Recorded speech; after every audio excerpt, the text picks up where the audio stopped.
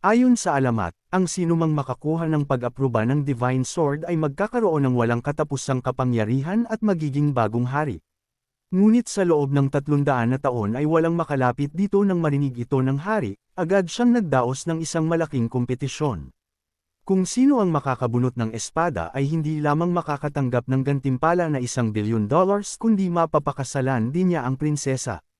Nang marinig ito ng mga tao, ang mga tao ay nagmadaling pumunta sa lugar ng kompetisyon, at ngayon ang isang salamangkero ang kumbinsido na siya ang mapipili at siya ay humakbang pasulong upang e-challenge ito.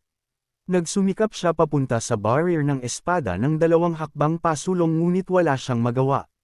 Desperado siyang uminom ng potion at pinilit na pumunta sa 3 hakbang ngunit naramdaman ng espada ang kanyang panlilinlang at nagpatawag ng isang banal na dragon na pinasabog siya bilang parusa.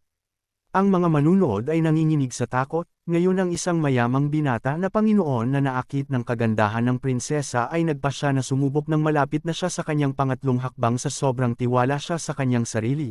Ngunit pagkatapos ay ang pagdiin ng espada ay nahirapan peren siya, nang malapit na siyang mabigo ay tinulungan siya ng kanyang mayordomo, at nagpadaloy ng isang pag-agos ng lakas sa kanya na nagtulak sa kanya sa 5 hakbang.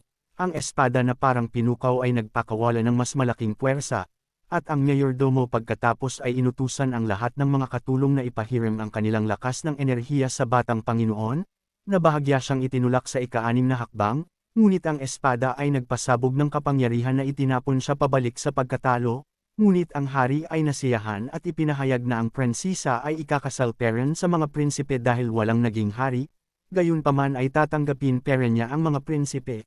Ngunit ang prinsesa ay sumugod sa barrier, na determinadong gamitin ang kapangyarihan ng espada at baguhin ang kanyang kapalaran, ngunit ang lakas ng espada ay napakalakas sa kanya. Bahagya pang umabot siya sa 3 hakbang bago bumagsak, sinabihan siyang sumuko at tanggapin ang kanyang pwesto ngunit tumanggi ang prinsesa sa pagguhit ng kanyang sariling talam bilang pagsuwi tumulak siya pasulong na umabot sa 5 hakbang ngunit hindi na siya nakarating, nang mahawakan ng kawalan ng pag-asa. Ang isang nag-iisang lalaki na naantig ng kanyang pasya ay humakbang pasulong upang tulungan ang prinsesa, ngunit hindi siya pinansin ng prinsesa, ngunit umakyat ang pulubing lalaki ng walang kahirap-hirap na humakbang, natulala ang mga tao sa pulubi hanggang sa tumabi na siya sa prinsesa na ikinagalit ng batang Panginoon na inakusahan siyang mandaraya.